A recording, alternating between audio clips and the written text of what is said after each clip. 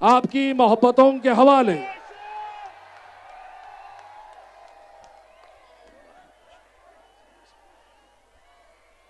अस्सलाम वालेकुम। आवाज क्यों है? किसी बात का डर है क्या? अस्सलाम वालेकुम रहमतुल्लाहि बरकातहू। कि जिंदगी दी है तो जीने का हुनर भी देना, पांव बख्शे है तो तौफीक के सफर भी देना। और गूंगा था मैं कल तक, दी है जुबां तूने मुझको, अब मैं बोलूं तो मेरी बातों में असर भी देना। अकोला महानगर पालिका की प्रचार सभा के हर दिल अजीज मेरे नेता, मेरे कौम के रहनुमा जनाब इमरान प्रतापगढ़ी साहब, मंच पे यहां बैठे मेरे मार्गदर्शक प्रकाश जी तायड़े साहब, कांग्रेस कमेटी के अध्यक्ष जनाब प्रशांत जी, और मंच पे बैठे सभी मान्यवर, और यहां 150 पूरे नगर सेवक यहां सब बैठे हैं आपके सामने। ये वो शेर है जो महानगर पालिका में जाएंगे और महानगर पालिका उठा के तुम्हारे घरों तक लेकर आएंगे। ऐसे उम्मीदवार हमने खड़ा करे हैं। अब एक नंबर से ले लो और 18-19 तक चले जाओ, एक भी उम्मीदवार किसी से कम नहीं है। मैं आपसे गुजारिश करने आया हूं, मैं आपसे इल्तिजा करने आया हूं कि आज ना पूछा तो कल पूछेगा, वक्त सबका मिजाज पूछेगा। तुमने नस्ल नौ को दिया है क्या, ये बदलता हुआ समाज पूछेगा। यहां से मेरी जवाबदारी खत्म होती है। इसी मंच से खड़े रहकर मेरे नेता इमरान प्रतापगढ़ी जी ने मेरे लिए वोट मांगा था और आपने उनकी इस आवाज के ऊपर लब्बैक कर कर मुझको चुनकर दिया। मैं सबसे पहले आप लोगों का शुक्रिया अदा करता हूं। मैं सलाम करता हूं मेरी उस मां बहनों को जो पर्दे में बैठ के मेरी आवाज सुन रही है, जिन्होंने मेरे लिए रोजे माने, मन्नतें मांगी, मेरे लिए नमाज मांगी, मेरे हक में दुआएं की और अल्लाह ने उनकी दुआ कबूल की और मैं आपके सामने आज आमदार बन के खड़ा हूं। मुझे बड़ी खुशी होती है। यहाँ मेरे वालिद बैठे हैं। एक जमाने में वो टांगा हकाला करते थे, आज भी मेरे घरों से घोड़े शादी के लिए जाते हैं। मैं एक गरीब का बेटा आज आमदार बना हूं तो सिर्फ तुम्हारे वजह से बना हूं। ये ताकत तुम में है। कोई सोच नहीं सकता था कि भारतीय जनता पार्टी का आमदार चुन के नहीं आ सकता। सॉरी, भारतीय जनता पार्टी यहां से हार नहीं सकती, ये कोई नहीं सोच सकता था। और मुझ जैसा एक गरीब का बेटा चुन के आ सकता है, ये भी कोई नहीं सोच सकता था। लेकिन ये संभव हुआ, ये यकीन से यकीन हुआ कि आप लोग एक हुए उस दिन, वो तारीख को मेरे चुनाव में तमाम लोग एक हो गए। जहां मुसलमान एक हुए वहां पे हिंदू भी एक हुए। इमरान भाई, मैं आपको बता दूं कि जिस वक्त मैं चुनाव लड़ रहा था, यहां पर नरेंद्र मोदी आए, योगी जी आए और एक रहोगे क्या सेब रहोगे और कटेंगे के बटेंगे, ऐसे नारे अकोला की धरती से पूरे हिंदुस्तान में लगे। लेकिन मैं सलाम करता हूं मेरे यहाँ के 27,000 हिंदुओं पर कि जिन्होंने ना कटे ना बटे, ना एक ना सेब के नारे मारे, जातिवाद के मुंह पे तमाचा मारा और मुझ जैसे अकलियत के बेटे को चुनकर दिया, मेरी क़यादत एक्सेप्ट करी। मैं सलाम करता हूं तमाम हिंदुओं को कि आज भी कुछ लोग हैं इस मुल्क में मोहब्बत बांटने वाले। मैं जीती जागती मिसाल आपके सामने खड़ा हूं। जिस तरह आपने मेरे लिए मेहनत की, मेरे लिए अपने घर बार छोड़े, ना ऑटो रिक्शा का इंतजार किया, ना कोई घर आप तक स्लिप पहुंची, ना उसका इंतजार किया, आपने हक की आवाज बनी और मुझ जैसे एक छोटे इंसान को आपने आमदार बनाया। एक बार मेरे कहने पर महानगर पालिका मेरे हाथ में दो। मैं ईमानदारी से कहता हूं कि आपके घरों के सामने का विकास होगा, आपके घरों के सामने के कचरे उठेंगे, जो बस्तियां खराब हो गई उसको हम बनाने का काम करेंगे। एमआईएम वाले एक वीडियो घुमा रहे थे, मेरी बात सुन लो पहले मेरे भाई। एमआईएम वाले एक वीडियो घुमा रहे आज दिन भर इमरान भाई कि आपने जो वादा करा था कि साजिद पठान चुनकर आएगा तो ये नदी के ऊपर एक पुल बनेगा, किए थे ना ये वादा?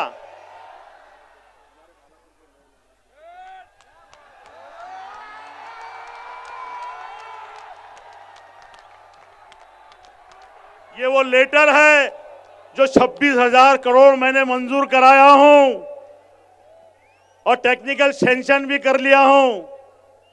और विकास मंत्री शिंदे साहब के सामने टेबल पर है, अधिवेशन खत्म होते से वो उस पर साइन करेंगे और यहां से ये ब्रिज पे हम ये पार से वो पार जाएंगे।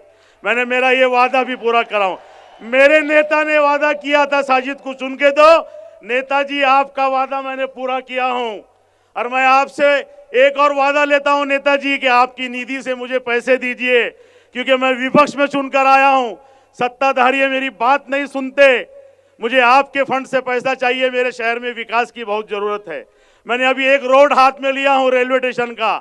आज से 6 महीने के बाद में मैं वादा करता हूं कि जब रेलवे स्टेशन पे तुम जाएंगे तो आपको ऐसा लगेगा हम एयरपोर्ट के रास्ते से जा रहे हैं। मैं मेरे नेता से कहता हूं कि मेरी नीति से, नेताजी मैंने यहाँ पे 4 शादी के हॉल खड़े किए हूं 50-50 लाख के। मैंने भगतवाड़ी में पैसा दिया, मैं यहाँ पे गंगानगर के लोग बैठे उनको 2.5 करोड़ रुपए दिया रास्ता बनाने के लिए। मुझे 5 करोड़ मिले निधि के और पिछले आमदार के बचे हुए 2.5 करोड़, और उसके बाद में मूलभूत सुविधाओं से लेके, दलित बस्ती से लेके और नगर उत्थान से लेकर मैंने पूरे 12 करोड़ रुपए आपके शहर में दिया हूं। 1 साल में 2 साल की निधि लाकर दिया हूं।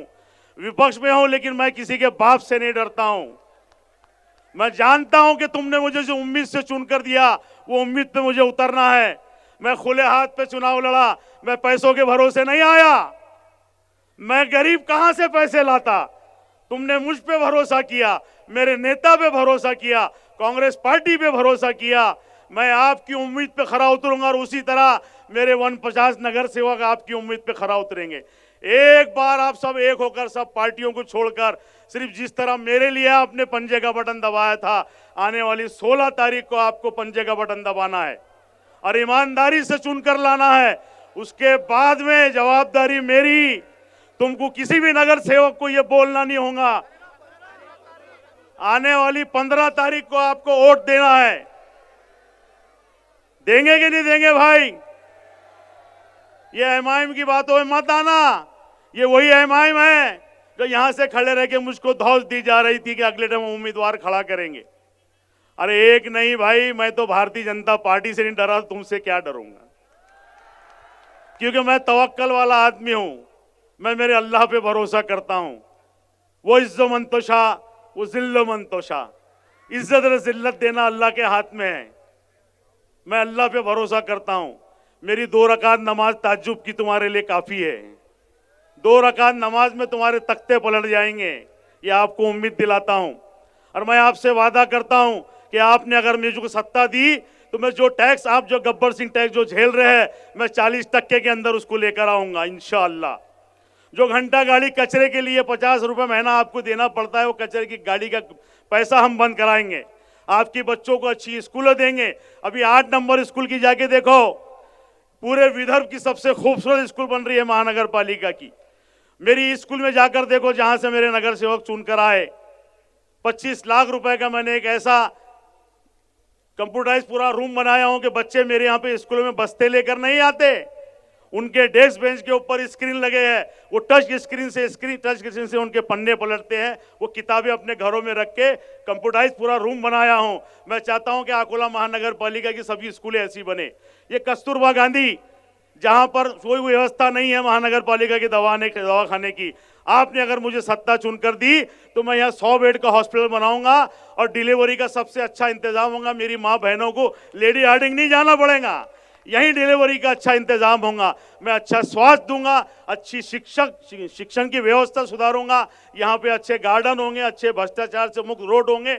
और एक बात सबसे बड़ी कि मैंने अगर पूरे उम्मीदवारों को टिकट दिया हो तो 100 रुपए के बॉन्ड पे उनसे लिखा के लिया हूं कि तुम और तुम्हारे घर का कोई रिश्तेदार ठेकेदारी नहीं करेगा, कोई ठेकेदारी नहीं करेगा, सिर्फ तुम्हारा काम करेगा।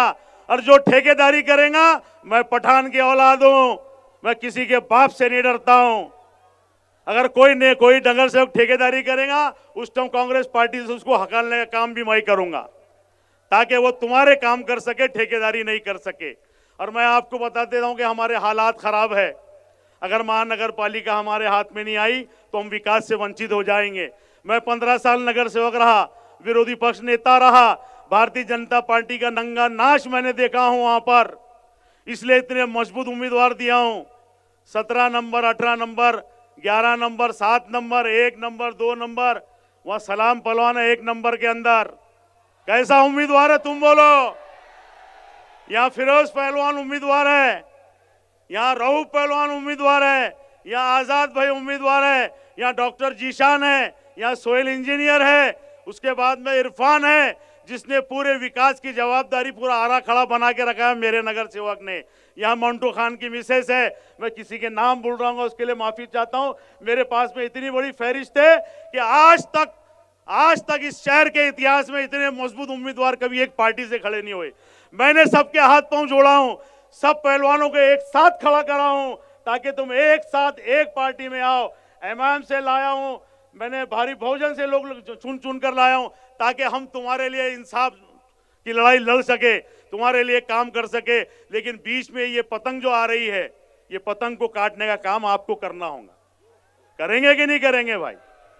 मेरे बीच में कोई नहीं था, मैं सिर्फ भारतीय जनता पार्टी से लड़ रहा था, लेकिन भारतीय जनता पार्टी को ऐसा लगा कि इसको करना क्या है इसका, तो इसके बीच में इसके लोगों को डाल के इसको हराया जाए। जानबूझ के हैदराबाद से पतंग लाके मेरे शहर में डाली गई। इसके पहले क्यों नहीं लड़ी एमआईएम? क्या वजह थी इसके पहले तुम चुनाव नहीं लड़ रहे थे? मुझे पता चला कि कल और आ रहे हैं हैदराबाद से कुछ लोग, तो बार बार अकोला में क्यों आ रहे हैं? क्या वजह है अकोला में आने की? इतना भारी पैकेज, अभी तो आकर गए फिर वापिस आ रहे। क्या तमाशा है ये कि हम ही को कातिल कहेंगी दुनिया, हमारा ही कत्लेआम होगा और हम ही कुएं खोदते फिरेंगे और हम पे पानी हराम होगा। ये नौबत आने से पहले आप होशियार हो जाओ। मैं सिर्फ भारतीय जनता पार्टी से लड़ रहा था, मेरे बीच में मेरे लोगों को खड़ा करके मेरे बीच में रोड़ा बनने की कोशिश मत करो। आने वाली 15 तारीख को जिस तरह ईमानदारी से आपने वोट दिया है, उसी तरह जिस तरह मुझको वोट दिया, वैसे मेरे कैंडिडेट को चुना के दो। काम की जवाबदारी मैं अकेला लूंगा और मेरे कैंडिडेट अनाथ नहीं है, मैं आमदार उनके साथ में खड़ा हूं। अगर ये छोटे हाउस में इनकी आवाज दबाएंगे तो मैं बंबई के हाउस में उनकी आवाज ऊंची करके विकास की आरा खड़ा वहां से मंजूर करा के आपके घरों तक लाके दूंगा। ये आपसे मैं वादा करता हूं। आप जिनको सुनना चाहते हैं, मैं उनके बीच में रोड़ा बनने नहीं चाहता हूं। इमरान भाई को मैं आवाज देता हूं और मैं इस शहर के साथ में मेरे शहर के नौजवानों से आखिरी पैगाम देता हूं कि तुझे मेरी अंधेरी शब का जुगनू बन के रहना है, तुझे मेरी अंधेरी शब का जुगनू बन के रहना है, मेरी सांसों में खुशबू बन के रहना है और समझौता नहीं करना ये मुल्क के गद्दारों से। हमें इस देश में शहीद टीपू सुल्तान बन के रहना है। जय हिंद। तिला